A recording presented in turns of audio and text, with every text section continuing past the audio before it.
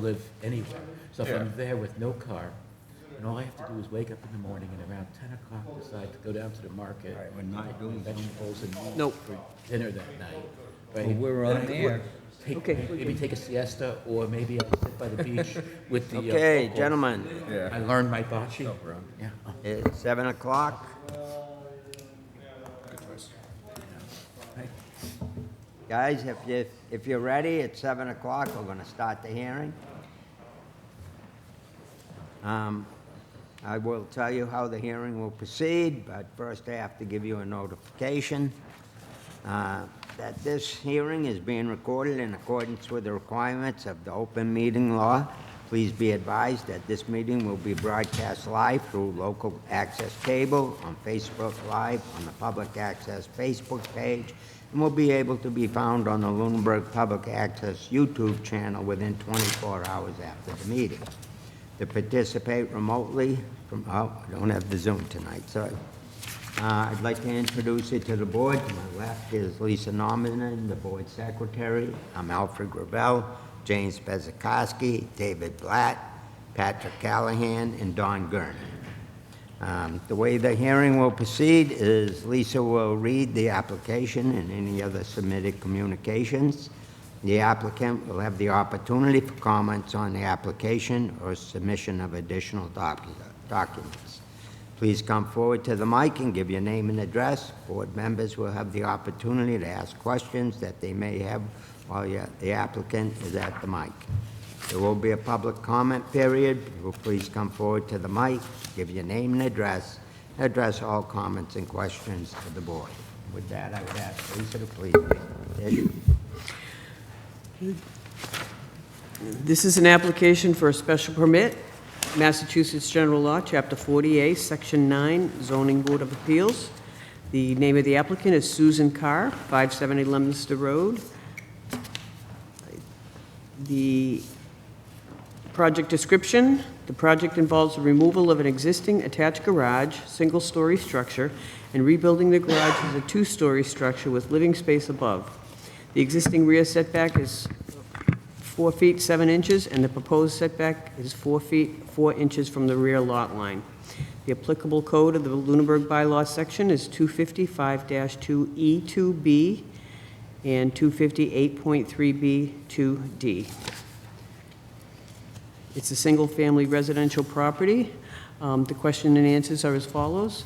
Please describe how the proposed action will prevent conditions that are injurious or dangerous to public health, unduly hazardous because of traffic conditions, danger of fire or explosion.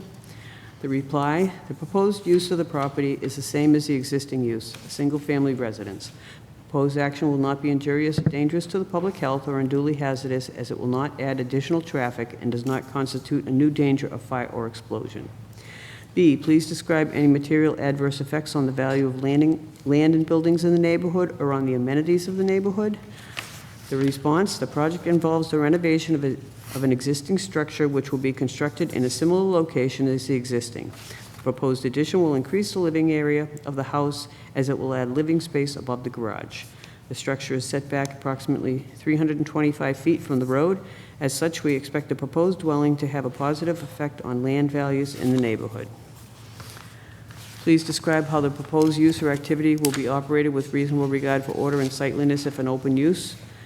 The reply: the applicant has hired 7 Basic architects to design the proposed renovations, which will result in an aesthetically pleasing single-family home which will fit in with the character of the neighborhood.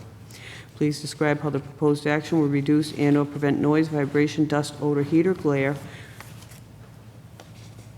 at the lot lines in amounts clearly detrimental to the normal use of adjacent properties. The response: as mentioned, the proposed use will continue to be a single-family residence. The restored and updated structure will not produce noise, vibration, dust, odor, heat, or glare that would be detrimental to the adjacent properties. The application is being made per special permit for dimensional variation pursuant to Section 257.4A1. And that was submitted by Gregory Roy on November 5th. And he has just added a cover letter, which I will read quickly. Actually, this was the request for the zoning determination. To sum it up, the zoning enforcement officer recommended that a special permit for dimensional variation per section 258.3B2D to reduce the rear setback from the already non-conforming setbacks to a more non-conforming rear setback. And there is a proposed plot plan from Dillis and Roy, a list of abutters, a copy of the plans of the property, and I did receive a letter of support.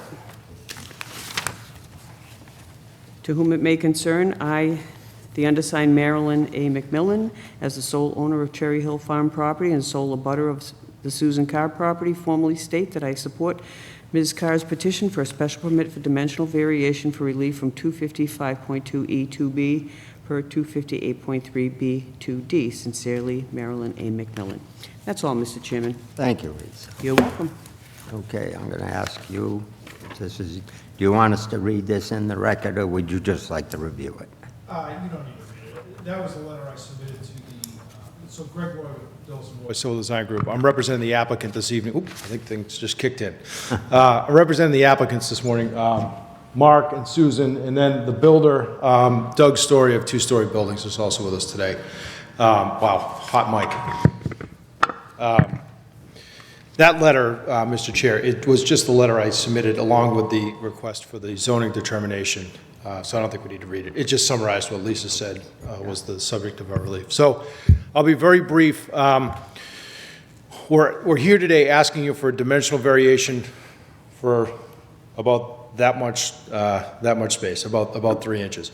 And the reason for that, I tried to blow up the plan.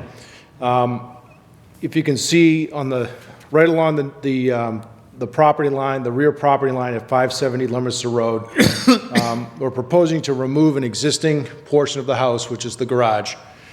We want to build that back in the same place, with the exception that we want to move the front of the garage bays about 6 feet further out into the driveway. And because that rear wall of the house is skewed relative to the property line, we're going from 4.7 feet existing to 4.4 feet proposed.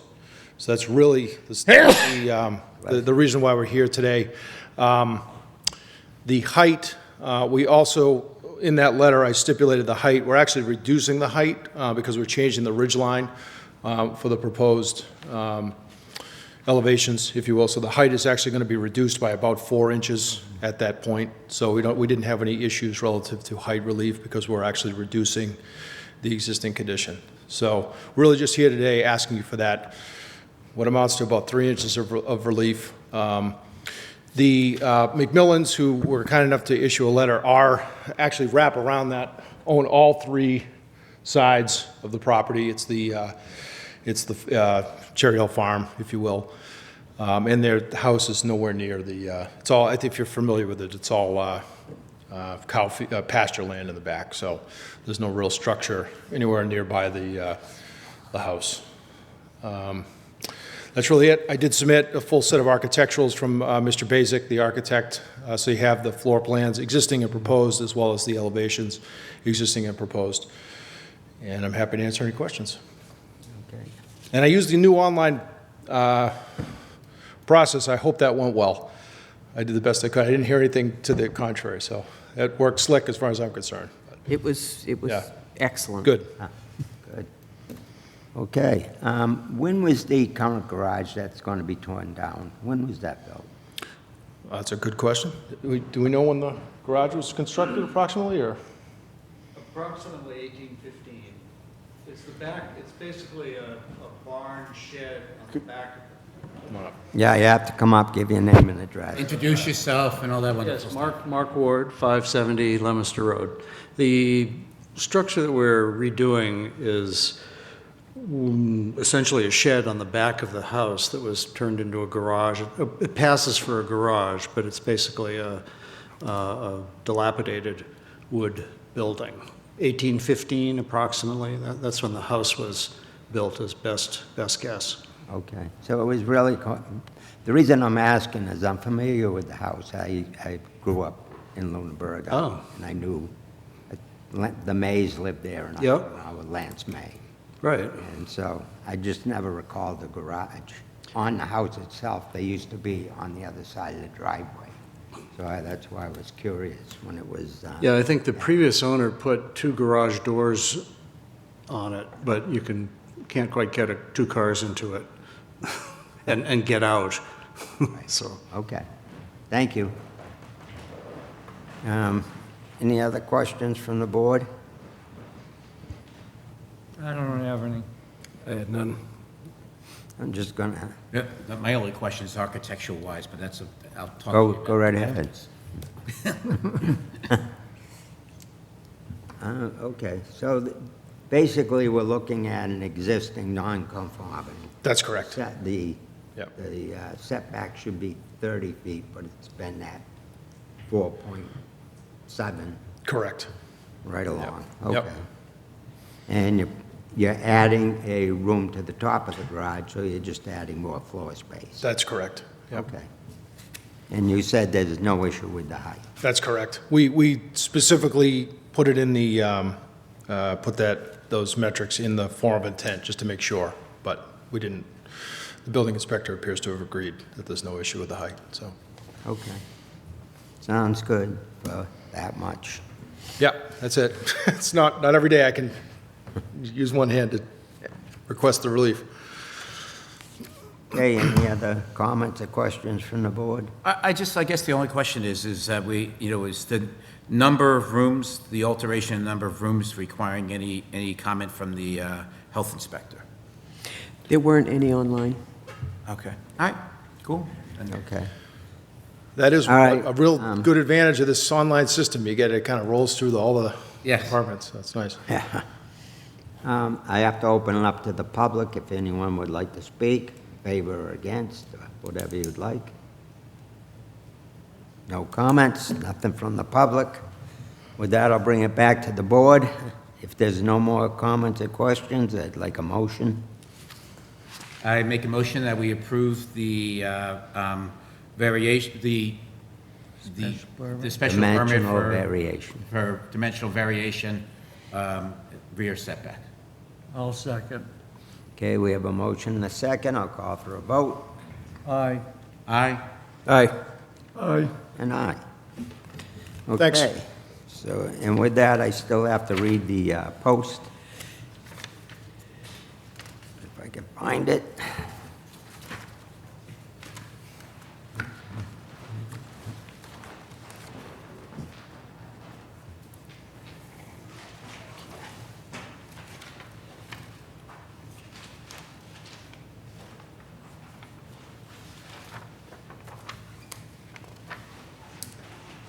Okay, I have to read this one more thing. The special permit is granted with the contingency that petitioner complies with all licenses, regulations, statutes, ordinances, and any and all applicable local, state, federal boards or agencies with jurisdiction over the premises.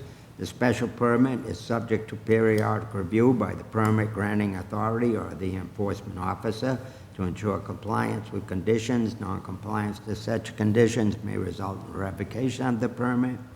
A copy of the board's decision shall be filed with the town clerk within 14 days. Any party aggrieved by the board decision may appeal to Superior Court 20 days after the decision is filed with the town clerk. After certification by the town clerk that 20 days have elapsed since the decision was filed, you should have it recorded in the Registry of Deeds. No special permit shall take effect until it has been recorded, and the special permit shall lapse within 2 years unless substantial use or construction has commenced. With that, good luck with your new garage. Thank you. Thank you. Happy holidays, everybody. Good luck. Holiday. Yeah, have a good holiday. Can't do it easy? Can we make a motion to adjourn? Yes, please. I make a motion to adjourn? Second. All in favor? Aye. Aye. Aye. Aye, thank you. We are adjourned. Boy, it's only